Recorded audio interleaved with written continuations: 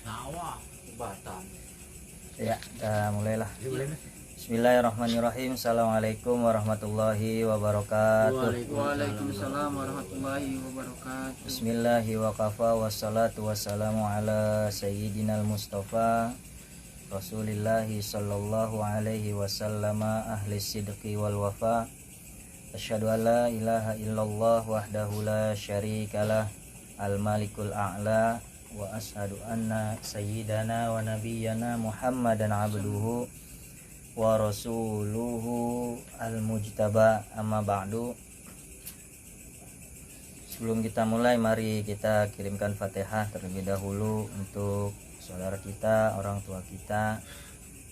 Mungkin ada yang sedang sakit, semoga diangkat penyakitnya oleh Allah Subhanahu wa taala, diberikan kesehatan oleh Allah Subhanahu wa taala.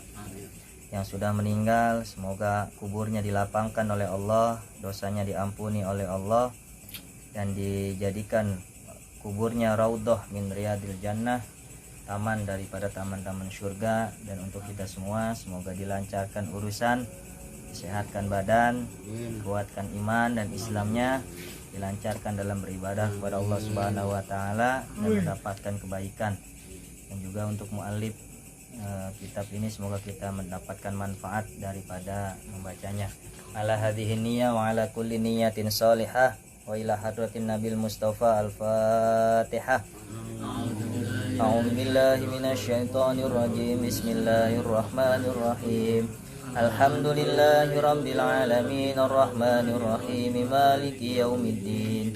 Iyyaka na'budu wa iyyaka nasta'in. Ihdinas siratal mustaqim. Siratal ladzina an'amta 'alaihim ghairil maghdubi 'alaihim waladdallin. Amin. Pembahasan kita masuk pada jumlah rakaat.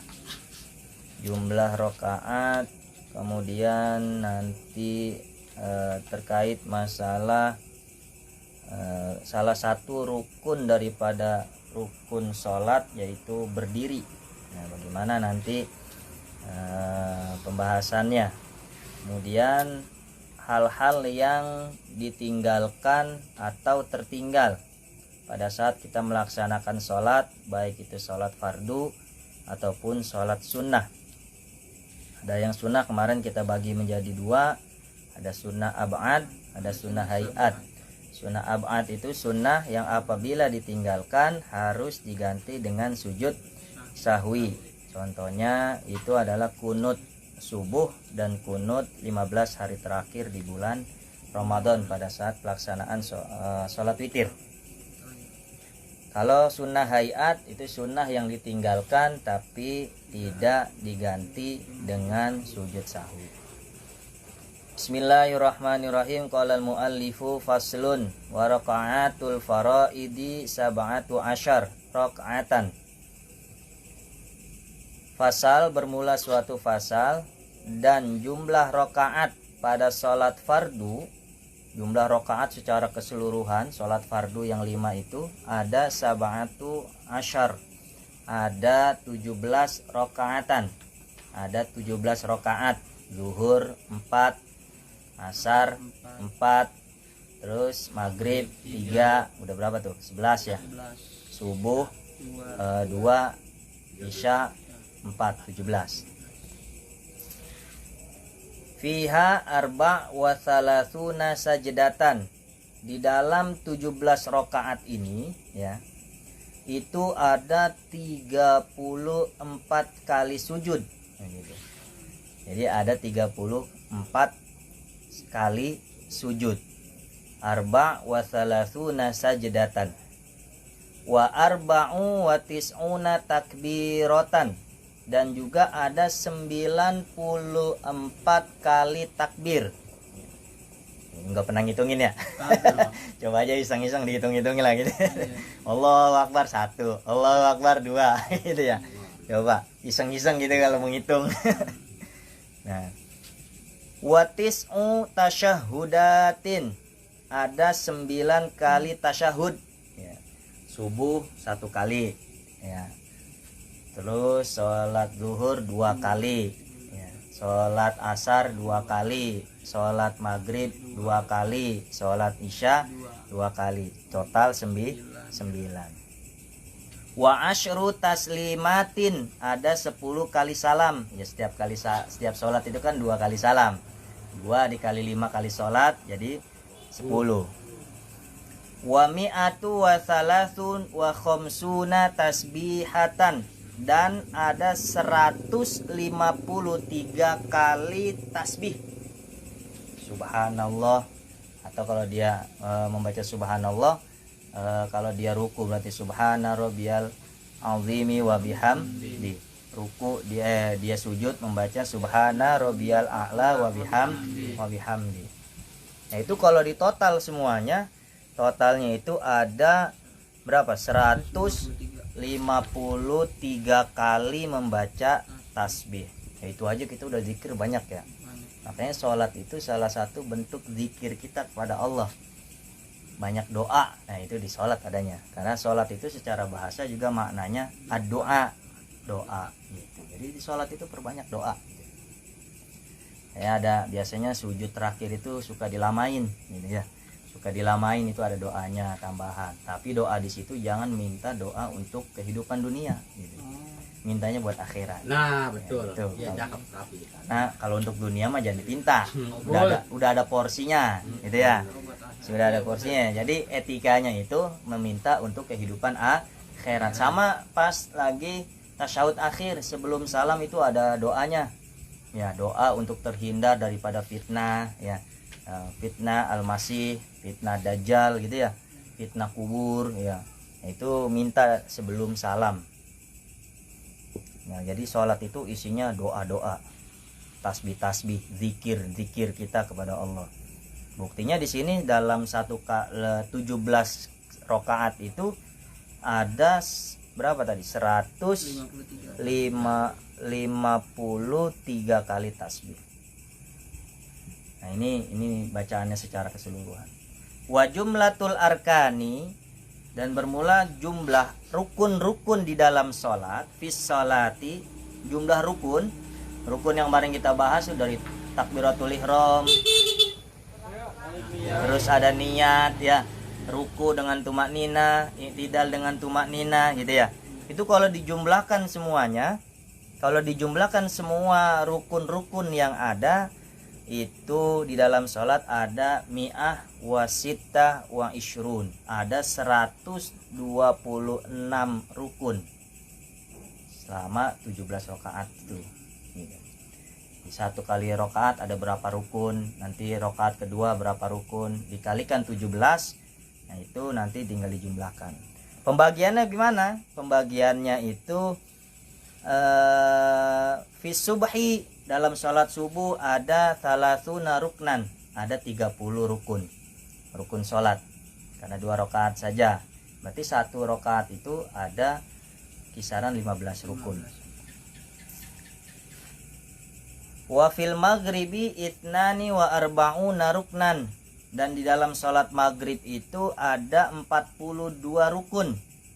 42 rukun sholat maghrib 3 rakaat, tinggal dihitung. Yang kemarin yang kita sudah bahas itu ya, tentang rukun-rukun arkanus sholat, rukun-rukun sholat dari takbiratul ihram ma'an niyah, dengan niat, lalu al-qiyam, berdiri jika mampu gitu ya.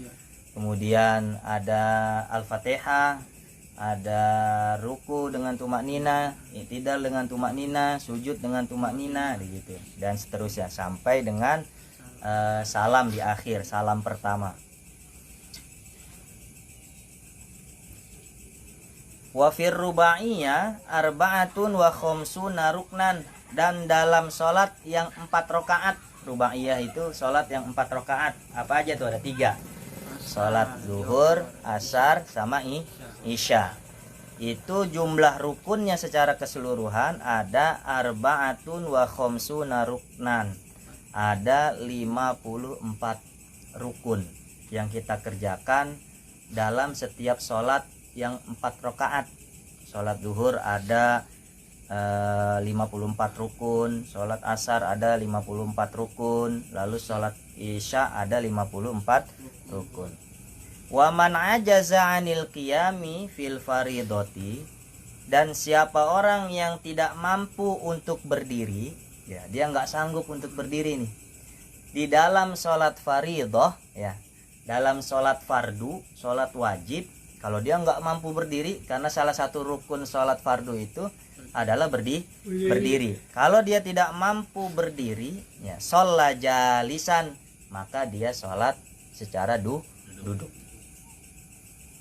Waman ajaza 'anil julusi, dan siapa orang yang tidak mampu untuk sholat dengan cara dia duduk udah nggak mampu, berarti sholat muttaji', berbaring, ya sambil nyender atau apa gitu ya. Nah, makanya di ayat Al-Quran itu disebutkan itu alladzina yadhkurunallaha qiyaman wa qu'udan wa 'ala junubihim. Ya gitu tuh. Salah satunya yang diambil. Ya. Alladzina yadhkurunallaha, dialah orang yang mengingat kepada Allah, qiyaman, berdiri gitu ya. Wa qu'udan, duduk. Ya. Wa 'ala junubihim, berbaring gitu. Nah, itu diambil dari situ. Nah, perbedaannya antara sholat fardu dengan sholat sunnah yang sebelumnya kita bahas, bahwa sholat fardu itu kalau dia masih mampu untuk melaksanakannya berdiri, maka wajib berdiri. Berbeda dengan sholat sunnah, walaupun dia mampu dia berdiri tapi dia pengen sholatnya duduk, boleh. Karena Rasul dulu pernah melaksanakan sholat sunnah itu dengan cara julusan, duduk, di dalam hadisnya ada. Nah, itu yang sudah terkait tentang jumlah rakaat, ya jumlah tasbih, jumlah tasyahud. Ya, kalau kita nggak iseng-iseng, ya nggak pernah ngitung gitu ya, ya ini udah dikasih tahu gitu. Jadi nggak usah dihitung-hitung. Subhana rabbiyal azim wa bihamdi 3 kali, terus Subhana rabbiyal a'la 3 kali, terus dikalikan berapa kali rakaat, ya selama 17 rakaat hasilnya segitu. Jadi daripada ngitungin, udah ini udah ada gitu. Wal matruku minas shalah, dan sesuatu yang tertinggal daripada sholat itu ada 3. Salah satu asya, ada 3 jenis. Ada 3 jenis yang tertinggal. Apa? Yang pertama fardun, wa sunnatun, wa hayatun. Yang pertama itu yang tertinggal dalam sholat itu ada sholat fardu, ada sholat sunnah.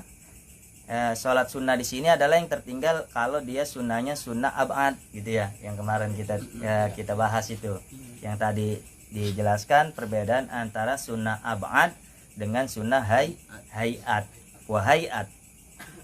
Fal fardu la yanubu anhu sujud sahwi. Kalau sholat fardu ada yang ketinggalan, contoh Fatihahnya ketinggalan, nggak bisa diwakilkan, tidak bisa diganti dengan sujud sahwi. Ulang, karena sholatnya sholat fardu. Kalau sesuatu yang rukun, ya di dalam sholat, sesuatu yang rukun, kemudian yang rukun ini tidak dikerjakan, maka sholatnya harus diulang. Contohnya dia lupa baca surat Al-Fatihah. Kenapa harus diulang? Karena ada dalilnya. La sholata liman lam yaqra bi fatihatil kitab. Tidak sah sholat seseorang apabila dia tidak membaca surat Al-Fatihah. Yang kedua aja baca at-tahiyatul. Ya. Udah saya ulang kembali. Ya, kalau lupa berarti harus diulang. Ini kalau yang bentuknya itu fardu atau rukun. Rukun di dalam sholat, ya. Sesuatu yang bentuknya rukun atau fardu di dalam sholat, maka apabila dia tertinggal, tidak dilaksanakan, dia harus diulang. Sholatnya batal. Contoh, dia kagak ruku, habis Al-Fatihah langsung sujud. Ya. Kecuali habis Al-Fatihah, habis baca surat pendek, dia imamnya baca ayat sajadah, nggak apa-apa sujud. Itu mah karena baca ayat sajadah. Ya, ini kalau yang nggak tahu kan tiba-tiba dia kelupaan karena mikirin apa gitu ya. Habis Al-Fatihah waladhdallin amin Allahu akbar, tadinya ruku dia langsung sujud. Ada 2 rukun yang ketinggalan. Ruku dengan tumaknina sama i'tidal dengan tumaknina. Itu sudah membatalkan sholat. Nah, kalau yang rukun dan fardu ini ketinggalan, maka tidak bisa digantikan dengan sujud sahwi. Berarti sholatnya harus diganti. Bal in dzakarahu wazamanu qaribun. Bahkan walaupun dia pada saat dia ketinggalan yang rukun itu inget ya, keingetan gitu ya. Oh, gue belum baca Fatihah nih. Oh, gue belum ruku. Belum ruku nih. Tetap nggak bisa diganti dengan sujud sahwi. Walaupun zamannya qarib, waktunya berdekatan. Habis dia Fatihah, habis Allahu Akbar, dia belum baca Fatihah, langsung ruku. Lupa. Ingat langsung bangun lagi baca Fatihah. Enggak. Itu tetap sholatnya harus diulang. Walaupun baru inget tuh ya, atau sujudnya kurang satu. Ya, sujudnya kurang satu ya. Kadang kan suka begitu ya. Habis sujud Allahu Akbar, kita sujud. Habis itu duduk. Allah, bukannya duduk, malah langsung berdiri. Karena kelupaan. Tadi gua udah sujud 2 kali belum ya? Gitu ya. Kadang-kadang kan suka begitu tuh kita. Kalau kita ngejar waktu tuh pengiriman jam segini harus itu plang aja. Udah. Ya, karena banyak pikiran gitu ya, sholat. Oh, ternyata gue belum sujudnya baru sekali nih. Pas udah ingetnya, pas sudah bangun. Oh, satu lagi dia turun lagi. Enggak. Sholatnya harus kedua kali diulang. Fokus. Ya. Kedua fokus. Makanya sholat itu memang kudu hudur. Kalau harus ada hadir, kita menghadirkan diri kita, hati kita kepada Allah. Wajar saja sih kalau manusiawi ya, banyak pikiran. Sholat kita mah sholatnya orang awam. Kadang lagi sholat keingetan naruh kunci di mana gitu ya. Iya, besok masak apa, besok makan apa gitu ya. Kalau pengiriman banyak tuh kadang begitu lupa. Oh, kiriman jam segini masih nyampe aja. Tapi walaupun nggak fokus, kita fokusin tetap aja enggak ngayap terus pikiran. Mana aja udah deh. Belum ikhlas. Tapi memang kalau memang ketinggalan nggak terlalu, waktunya nggak terlalu sampai kelewat beberapa kali rukun, itu masih bisa. Contoh tadi misalnya sujud, kita lupa 1 kali gitu ya. Ya, lupa 1 kali, bal in dzakarahu, tapi kalau dia ingat waktunya sebentar, atabihi, dia balik lagi tuh, itu masih bisa katanya. Ya, tapi kalau yang sudah benar-benar kelewat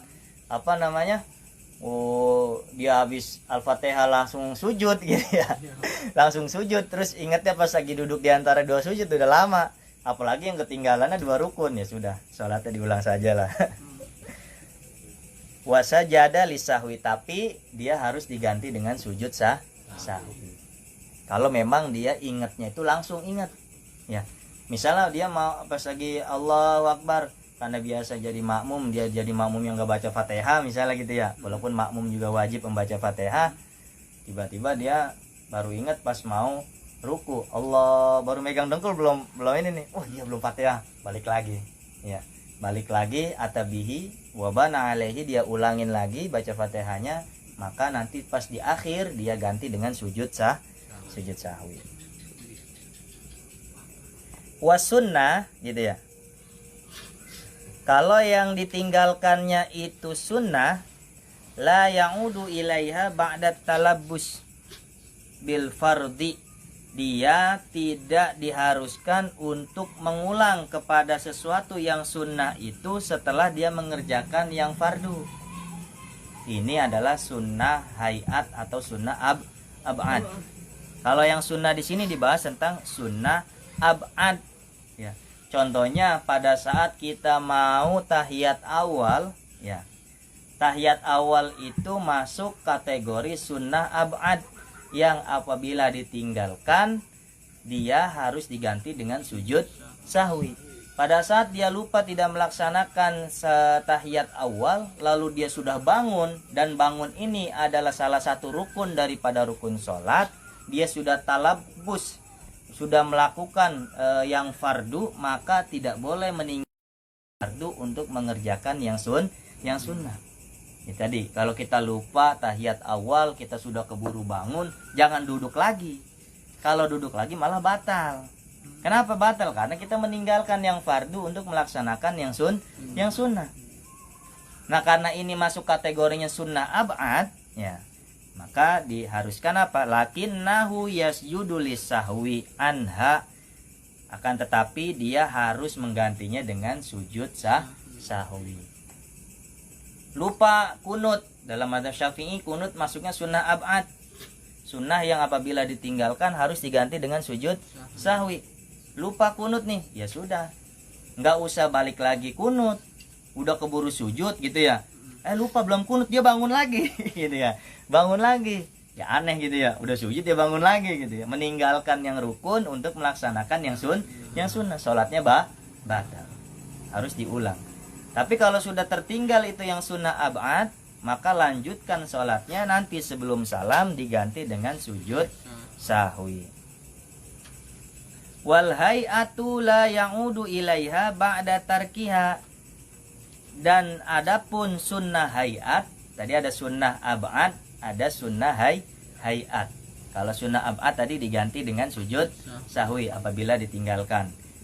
Kalau yang bentuknya adalah sunnah hayat, la ya'udu ilaiha, dia nggak usah balik lagi untuk melaksanakan sunnah hayat.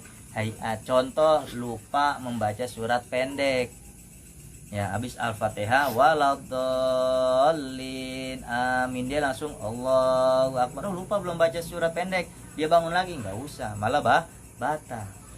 Karena itu masuknya sunnah hayat yang apabila ditinggalkan tidak harus diganti dengan sujud sahwi dan tidak membatalkan sholat. Atau dia lupa takbiratul ihram, lupa dia membaca doa iftitah, langsung membaca al-fatihah, nggak usah diulang lagi baca al-iftitah, lanjutkan saja sholatnya. Karena iftitah itu masuk pada sunnah hayat yang apabila tidak dikerjakan tidak harus diganti dengan sujud sahwi dan tidak membatalkan sholat. Wala yasjudu lisahwi, dan yang apabila itu sunnah hayat ditinggalkan tadi, ya enggak harus diganti dengan sujud sahwi. Wa idza syakka fi adadin ma atabihi minar rakaati, apabila dia orang ragu jumlah rakaat dalam sholat gitu ya. Kadang kita sholat lupa, oh ini udah 2 apa 3 gitu ya. Caranya gimana? Ambil yang sedikit, karena yang sedikit itu adalah sesuatu yang diyakini. 2 atau 3. Pasti yang 2 itu sudah dikerjakan. Yang 3 ini masih ragu-ragu apakah sudah dikerjakan atau belum. Kalau dia ragu antara 2 atau 3, maka ambil yang 2. Gitu. Ambil yang 2. Ini. Al-yaqinu la yuzalu bisyak. Keyakinan itu tidak bisa digantikan dengan keraguan-raguan, tidak bisa dihilangkan dengan keraguan-raguan. Maka pada saat kita lupa rakaat sholat 2 atau 3 atau 4, ambil yang sedikit.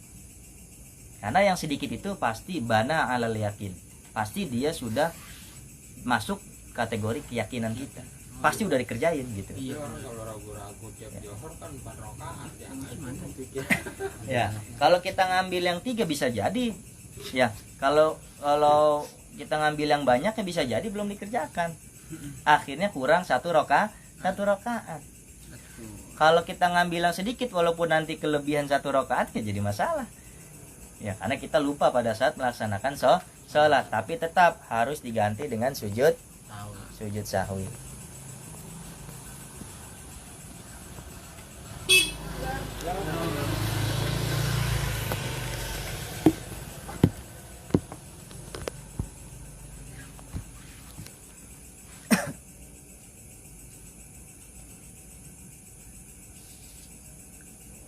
Bana alal yakin wa huwa al aqal. Kita ngambil yang yakinnya, yaitu yang paling sedikit. 2 atau 3 berarti ambil 2. 3 atau 4 berarti ambil 3. Jangan ngambil yang banyak biar cepat kelar gitu. Ya, menjadi kurang. Tapi apa? Wasajada lisahwi. Tapi nanti sebelum salam dia melaksanakan sujud sahwi. Wasujudu sahwi sunnatun. Dan sujud sahwi itu hukumnya sunnah. Wa mahalluha qabla salam. Dan posisinya, tempatnya, kedudukannya itu sebelum salam. Berarti sebelum salam kita sujud dulu, sujud sahwi. Sajadah wajhiyah. Itu kalau baca baca ayat sajadah. Kalau baca sujud sahwi, subhana man la yanamu wa la yasbu. Subhana man ya, subhana man la yanamu wa la yashu. Subhana man la yanamu wa la yashu. Nah, itu bacaan sujud sahwi.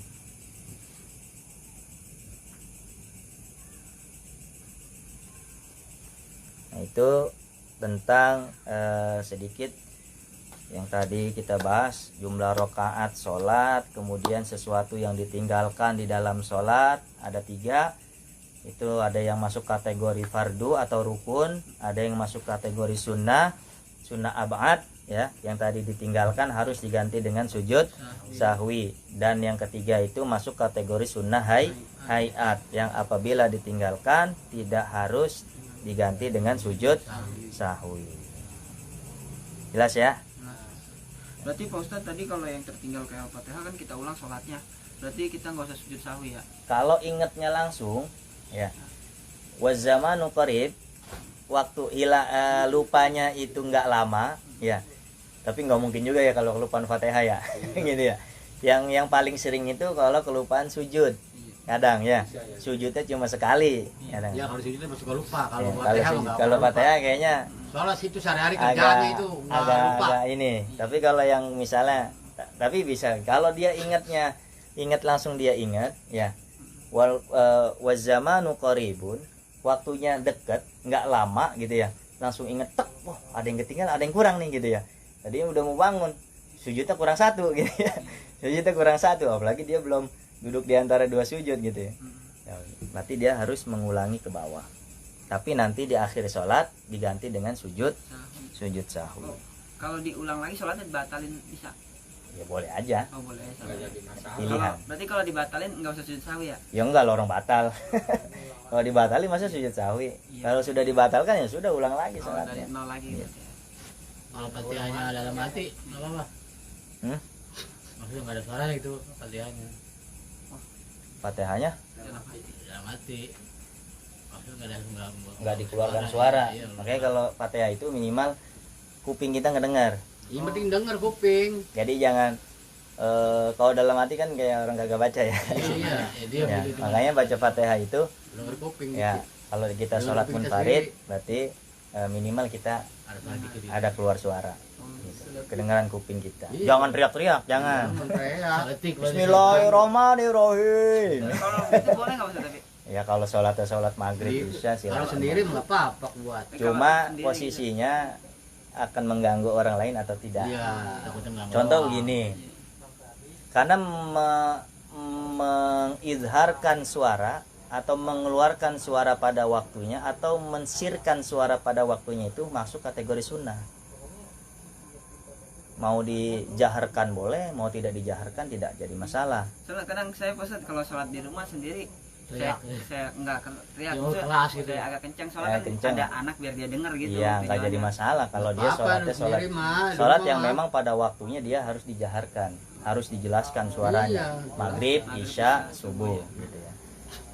Tapi untuk menjaharkan suara pada waktunya itu sunnah, atau mensirkan suara pada waktunya juga sunnah. Kemarin kan kita sudah bahas itu tentang sunnah-sunnah di dalam sholat. Wa khamsatu awqatin la yusalla fiha, dan ada 5 waktu yang tidak boleh melaksanakan sholat sunnah di situ.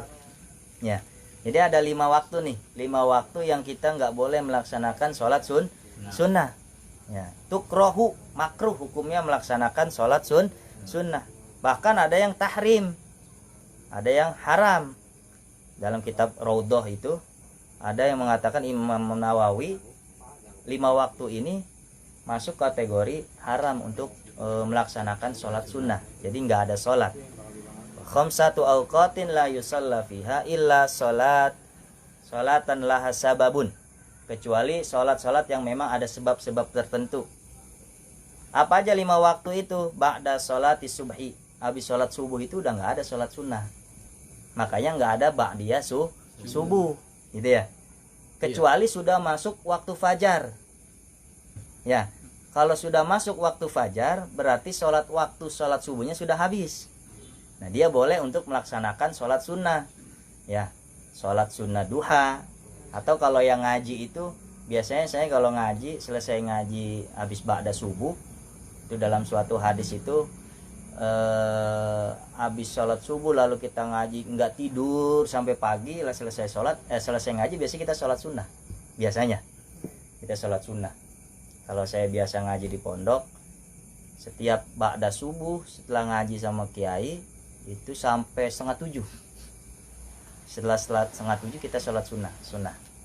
Sholat sunnah setelah fajar. Jadi boleh. Tapi kalau masih waktunya masih waktu subuh, nggak ada sholat sunnah. Ya nggak ada. Waktu subuh itu berakhir sampai dengan terbitnya matahari. Berarti sudah masuk boleh melaksanakan sholat sunnah duha.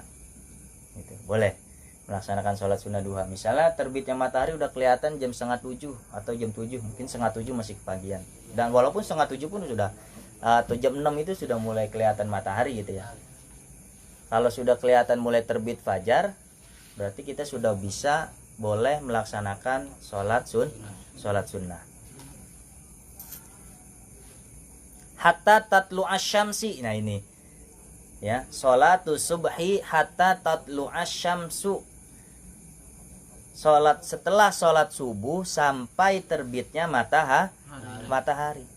Nggak boleh tuh sholat sunnah tadi yang saya katakan, nggak boleh sholat sunnah. Wa inda tulu'iha hatta tatakamala wa tartafi'a qadra ramhin. Sampai benar-benar tuluknya itu, terbitnya matahari itu sudah benar-benar sempurna. Sudah dilihat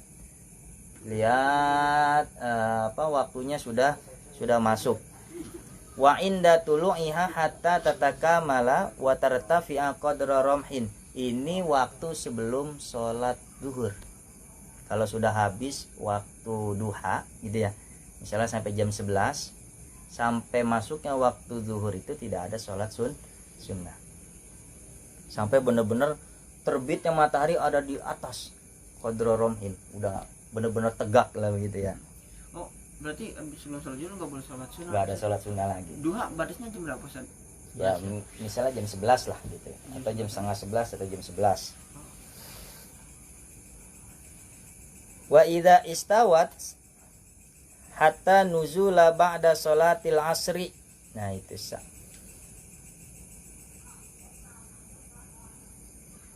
Wa ba'da sholatil asri hatta tagrubas syamsu. Dan setelah sholat asar ya, setelah sholat asar itu sudah tidak ada lagi sholat sunnah. Makanya sholat yang tidak ada ba'diyahnya itu ba'diyah subuh sama ba'diyah asar. Jangan saking rajinnya dia habis sholat asar dia sholat ba'diyah gini ya. Ya, udah saking rajinnya ini, wah saya biar rajin dapat pahala gitu ya, pahalanya banyak. Kecuali dia sholat qada. Ya, setelah sholat yang fardu dia habis sholat asar dia mau mengqada sholat yang kemarin dia belum kerjakan. Itu karena ada sebab-sebab tertentu. Tapi kalau dia melaksanakan sholat sunnah setelah sholat asar, maka tidak ada waktu sholat sunnah setelah sholat asar. Sholat tasbih juga nggak boleh, Ustaz? Ya, sholat tasbih kan nggak ada ba'da asar. Ya, wa ba'da sholatil asri hatta taghrubas syamsu wa indal ghurubi hatta yatakamala ghurubuha. Dan ketika mau terbenamnya matahari gitu ya, terbenamnya matahari sampai benar-benar dia terbenam. Nah itu nggak ada yang disebut dengan sholat sunnah mendekati. Jadi mendekati waktu maghrib gitu ya, kecuali dia ketiduran sholat asar. Ini kan kondisinya sholatnya sholat sunnah, bukan sholat fardu. Kalau dia ketiduran lalu bangun-bangun jam 6 kurang ya, mau sholat asar boleh, karena masih masuk waktu asar. Walaupun pada saat setelah dia takbiratul ihram Allahu Akbar kedengeran kumandang azan maghrib, lanjutkan sholatnya. Karena pada saat kita takbiratul ihram posisi kita masih ada di waktu sholat asar. Cuma ibarat kata orang sholat mah sholat di ujung tanduk gitu ya. Sholatnya di ujung Nanduk. Tapi masih masuk kategori as-sholatu ala waktiha, sholat pada waktunya. Jadi sholat pada waktunya itu tidak harus di waktu awal, tapi afdolnya adalah di waktu awal. Dibagi waktunya, ada waktu awal, waktu tengah, waktu akhir. Yang penting apa? As-sholatu ala waktiha, sholat pada waktunya. Jangan sholat zuhur di waktu sholat asar, itu mah kodok namanya. Itu mah dikodok ya, bukan adaan tapi kodokan. Tapi sholat tetap pada waktunya masih dihitung, walaupun pada saat kita takbiratul ihram Allahu Akbar baru baca Bismillahirrahmanirrahim, azan maghrib, Allahu Akbar gitu ya. Lanjutin sholat tuh. Jangan dibatalin. Waduh udah maghrib ya, udah biarin lah ya, enak aja nyantai gitu kan. Enggak, tetap jadinya enggak sholat deh ujung-ujungnya. Mau tidur sholat, mau dikit lagi maghrib, pas gitu saya sholat asar udah mau ajan, terusin aja mas saya, bener saya nggak benar belum tahu itu. Lanjutkan, nggak apa-apa. Saya lanjutin ya. Lanjutkan sholat. Sekali sholatnya. situ tuh sholat, orang ketiduran, saya belum tahu, belum denger, saya terusin aja udah, langsung sholat ini maghrib, nggak kemana-mana udah langsung. Kabul. Benar sekali tuh. Lanjut. Nah jadi ada beberapa waktu tadi yang tidak boleh melaksanakan sholat sunnah. Yang paling banyak itu berarti setelah sholat subuh tidak ada sholat sunnah ba'diyah. Setelah sholat asar tidak ada sholat sunnah ba'diyah. Adanya cuma sholat sunnah qobliyah subuh, atau biasa disebut rakaatail fajr, 2 rakaat sebelum subuh dan juga 4 rakaat sebelum asar.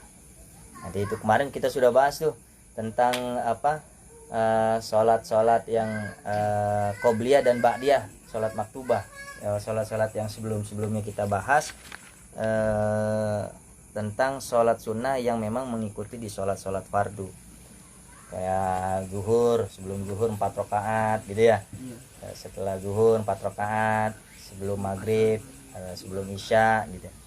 Nanti diakhiri setelah isya 2 rakaat ditambahkan dengan 1 kali witir gitu ya, 1 kali witir, jadi 3 kali sholat ba'diyah isya 2 rakaat ditutup dengan sholat witir. Terus malamnya kalau mau tahajud boleh nggak? Boleh gitu ya, kan katanya witir penutup sholat, nggak jadi masalah gitu. Witir itu boleh dipilih mau di awal atau mau di akhir. Kalau memang sudah sholat witir di awal, maka di akhir pada saat qiyamul lail tidak melaksanakan sholat witir lagi, langsung sholat sunnah biasa. Contoh begini, Ramadan itu kan kita langsung tutup sholat witir kan. Terus di beberapa wilayah itu, kalau saya pernah di Wakatobi itu, banyak orang beranggapan ibu-ibu itu habis sholat selesai tarawih pas witir pada pulang gitu. Pas saya, emang kenapa pada pulang? Pas kajian subuh saya jelasin, emang kenapa pada pulang gitu. Bentar shot, malam saya nggak bisa tahajud, kan udah ditutup sama witir kan sholatnya sholat penutup gitu. Memang disebut sholat penutup untuk sholat sunnah, tapi boleh nggak untuk malamnya kita laksanakan lagi? Boleh, karena ada dalilnya. Rasul pernah sebelum tidur melaksanakan sholat witir karena sholatnya ganjil, kemudian malamnya bangun melaksanakan sholat lagi, sholatnya sambil duduk. Nah itu tadi yang saya bilang, kalau sholat sunnah walaupun dia mampu untuk berdiri, dia boleh duduk. Tapi beda dengan sholat yang fardu, kalau dia masih sanggup berdiri maka wajib hukumnya berdiri gitu.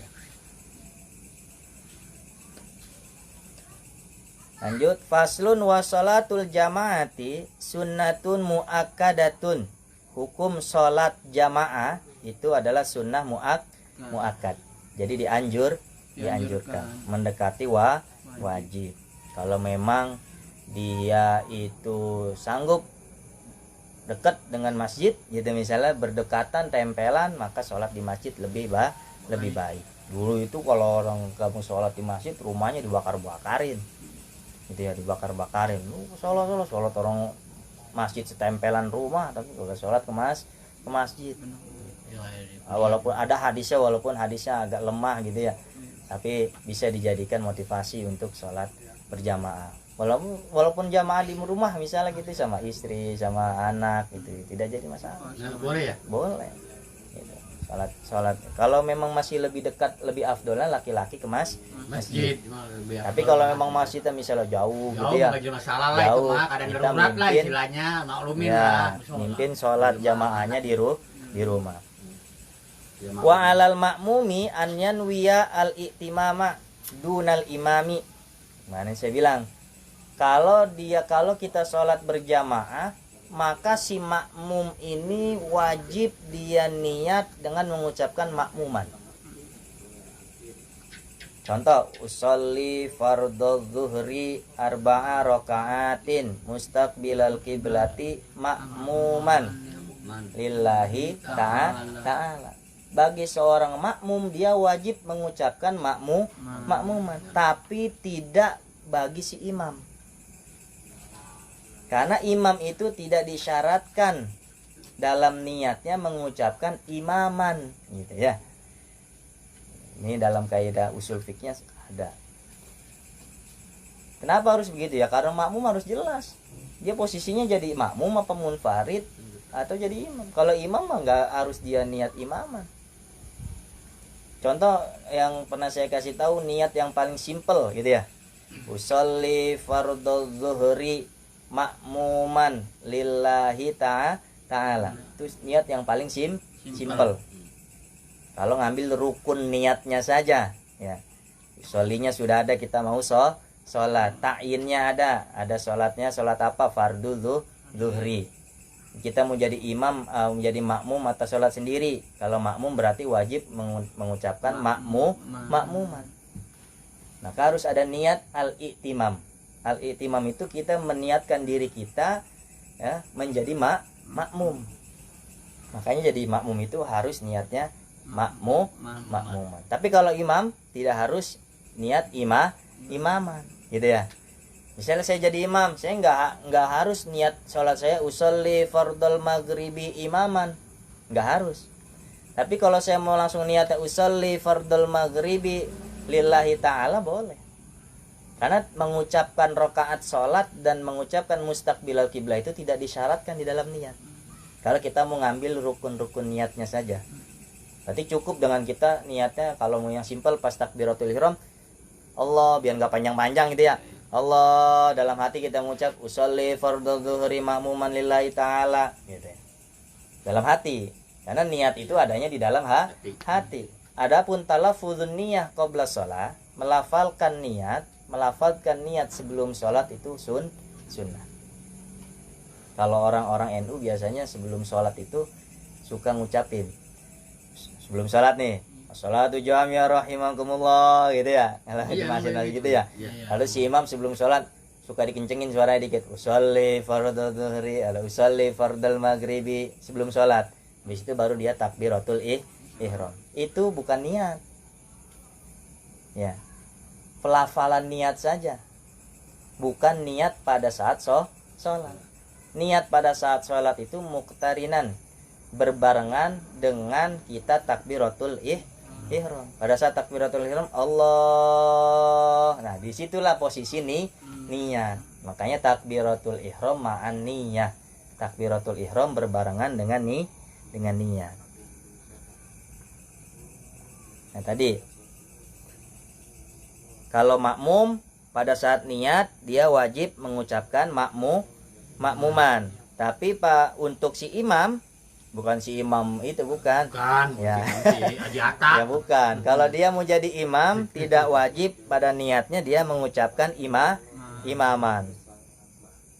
Ada yang iseng kalau dalam usul fikih itu, kalau dia jadi makmum lalu dia nyebutin nama imamnya gitu ya. Makmuman dengan siapa gitu ya. Makmuman bi siapa misalnya, bi Umar gitu. Dengan si Umar, ternyata imamnya bukan si Umar, maka sholatnya batal. Ya, iktidaan bi Umar, kita ngikutin si Umar. Karena makmum tadi kan di jadwalnya tulisannya imamnya namanya Ustadz Umar. Ternyata yang jadi imam ternyatanya namanya Ustadz Ali. Gitu ya. Nah, maka sholatnya dia batal. Karena di niatnya dia sudah salah. Tapi kalau kita di niatnya tidak mengucapkan iktimam yang ngucapin nama orangnya, ya nggak jadi masalah. Atau kita mau sholat di niatnya ngucapin saya sholat maghrib makmuman di Mesir gitu ya. Padahal dia posisi di Tangerang. Iya. Nah, itu kalau pembahasan di usul fiqh pada gitu. Nggak usah yang aneh-aneh gitu ya. Aneh lah. Ya. Jadi kalau makmum dia wajib mengucapkan Kalau imam tidak wajib mengucapkan imamah. Wa yajuzu an ya'tamma al-hurru bil 'abdi, dan boleh an ya'tammal hurru, si hur orang yang merdeka boleh menjadi makmum bagi orang yang budak. Kalau dulu kan masih ada perbudakan, gitu ya. Orang yang merdeka boleh menjadi makmum dan imamnya berarti seorang budak, boleh. Atau yang kalau yang sekarang, kalau yang kemarin saya bahas, wal murohik, gitu ya. Murohik itu seorang anak yang mendekati balik. Boleh menjadi imam bagi orang yang balik. Nah, di sini. Wal balighu bil murohik, dan orang yang balik boleh menjadi makmum ya atas anak-anak yang mendekati balik. Itu disebutnya murohik. Misalnya ada anak kecil, dia hafid, suaranya bagus gitu ya, daripada kita yang udah tua suaranya belentang-belentung jelek ya gitu ya, nggak jadi masalah. Dia umurnya 11 tahun mau mendekati balik misalnya, udah tong lu jadi imam gitu. Itu bisa udah ada izin. Boleh Karena udah ada izin. Tong imamin, udah pada gue yang baca jadi imam, suaranya acak-acakan, bacaannya belentang-belentung. Ini ada bocah nih ya, kebetulan dia hafid cilik gitu ya. Hafid cilik suaranya bagus, nggak jadi masalah. Kita sering nemuin video anak-anak kecil jadi imam, jamaahnya orang-orang tua ya kan, ada ya. Ternyata dalam fikih pun diperbolehkan. Yang tidak boleh itu kalau imamnya cewek, makmumnya cowok, itu ya. Itu dia masalah. Boleh. Dengar sih kalau imamnya cewek, makmumnya laki. Nah, makanya di sini nih. Ada, cuman makmumnya perempuan semua. Itu yang kemarin aliran sesat itu ya. Ya perempuan semua nggak apa-apa, ya itu wajar lah. Nah, sini kita lanjut nih. Laki mah nggak boleh. Wala tasihu qudwatu rajulin bimra'atin. Tidak sah seorang rajul laki-laki itu ya jadi makmumnya si perempuan, walaupun si perempuan bacaan lebih bagus. Tetap. Makanya ada dalil itu ar-rijalu qawwamuna 'alan nisa. Laki-laki itu lebih kuat daripada perempuan. Salah satunya itu posisi sebagai seorang imam dalam sholat. Enggak pernah bisa digantikan. Posisi seorang laki-laki menjadi imam dalam sholat itu tidak bisa digantikan oleh istrinya, walaupun istrinya bacanya fasih. Hafid, fasih, tetap posisinya dia perempuan. Dalilnya ar-rijalu qawwamuna 'alan nisa. Laki-laki itu lebih kuat daripada perempuan. Salah satu posisi yang kuat bagi laki-laki atas perempuan itu adalah pada saat menjadi imam sholat. Wala qari'in bi ummiyin, dan juga tidak sah nih ada orang qori bacaannya bagus gitu ya, bacaannya bagus jadi makmum bagi orang yang ummi, nggak bisa baca, nggak bisa nulis, bacaannya belentang-belentung. Makanya saya kalau suka mufarokoh gitu, kalau imamnya bacaannya jelek, kita mufarokoh, berpisah daripada salat jamaah gitu.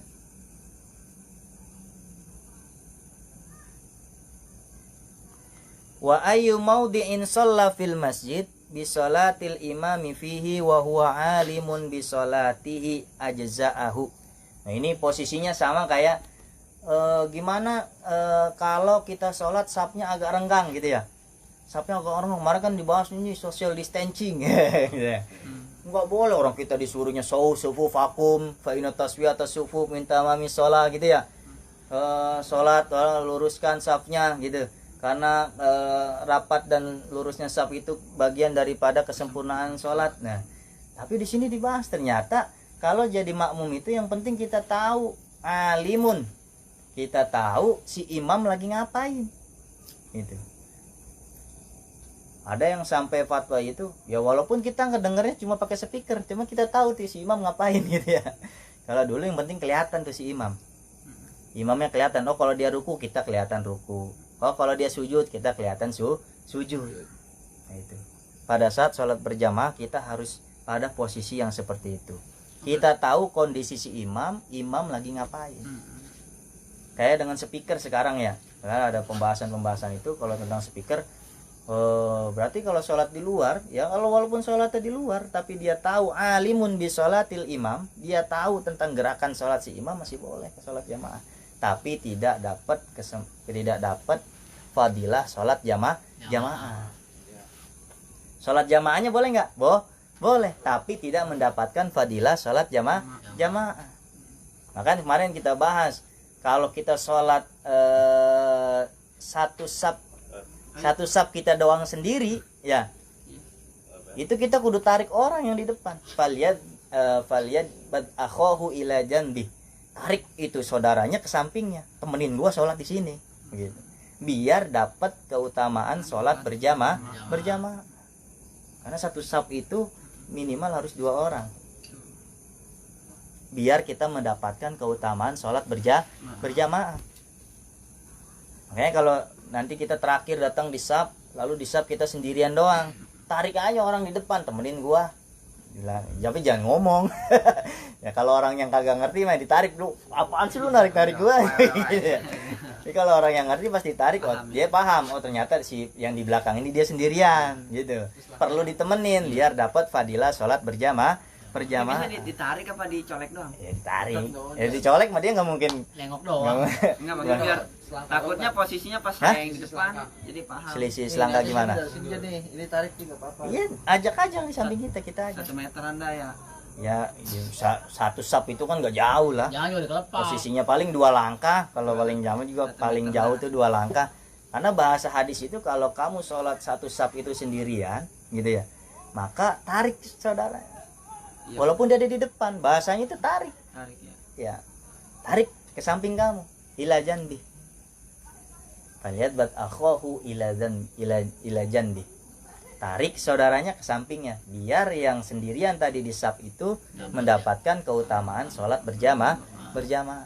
Kalau dia sendiri dong sholat jamaahnya sah, tapi tidak mendapatkan keutamaan sholat berjamaah. Paham nih, ntar pas kita depan tarik orang, kita mundur. Jangan awaman lo gitu ya. Jangan dikelepak ente. Ya coba kita yang di depan. Kan udah penuh. Udah dapat tembok gimana? Gitu ya. Paham. Sampai sini kita cukupkan. Semoga ada manfaat buat kita semua. Amin. Yang sedikit ini terkait masalah sholat jamaah juga. Jangan sampai ada anggapan seperti sekarang lagi posisinya lagi virus gitu ya, social distancing gitu. Sholat jamaah orang disuruhnya rapat malah renggang gitu ya. Tapi padahal yang penting masih makmum alimun bisolati. Si makmum itu tahu si imamnya ngapain gitu ya. Si imam walto untuk melaksanakan sholat berjamaah. Satu saf walaupun renggang gitu ya, nggak jadi masalah. Karena meluruskan saf itu, merapatkan saf itu bagian daripada sunnah. Makanya sunnah deh. Kayak kemarin saya sering bahas gitu kok. Kenapa sih imam itu kalau mau sholat nengok kanan, nengok kiri sambil ngomong subuh vakum, luruskan dan dirapatkan safnya, biar pada saat dia nengok itu tahu makmumnya ada apa kagak. Kabur. Lalu udah makmumnya kabur, udah ketahuan nih wah imamnya hafid, bacanya panjang nih, aduh males dah gitu. Ya, wah dilihat dulu makmumnya ada nggak? Oh ada, lihat lagi, oh makmumnya ada aki-aki apa anak muda begitu ya. Biar pada saat kita sholatnya menjadi orang yang bijaksana. Jangan pada sholat ya, kalau sholat sendiri mah monggo 1 rakaat kita baca surat Al-Baqarah habis 2 juz setengah.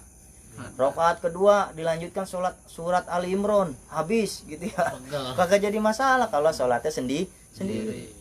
Kalau sholatnya jamaah begitu, buset, kasihan makmum, apalagi ada yang tua, aduh tong, pinggang udah pada pegel tong, gitu.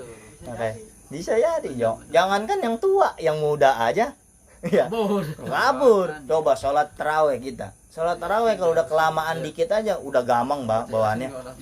Dalam hati pikirannya, set ini imam lama amat ya, gitu ya.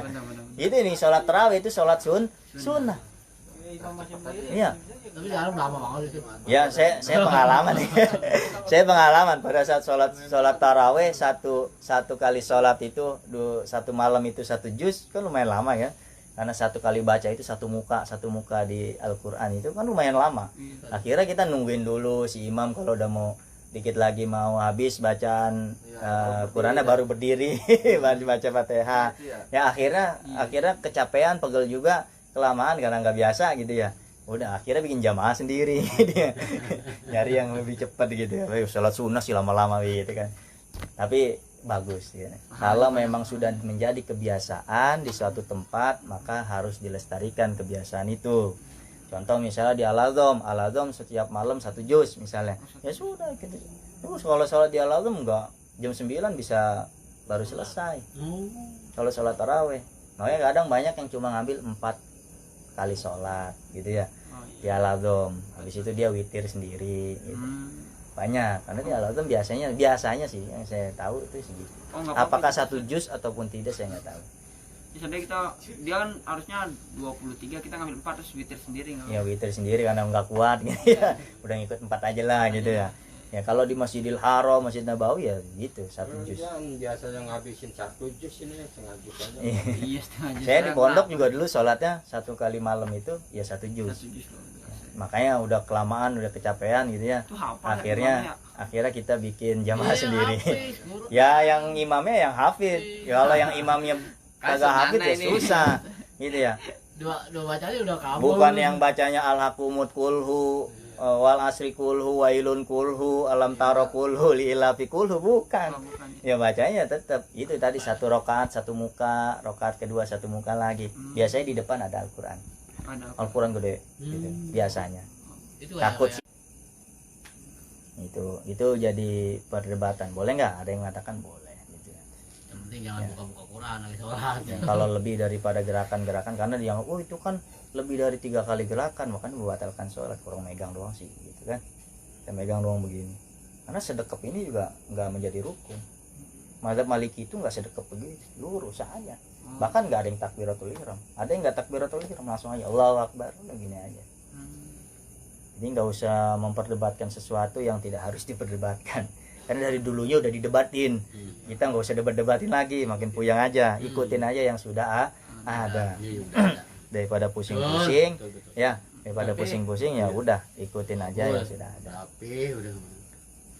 Ada lagi yang kiranya mau di sharing?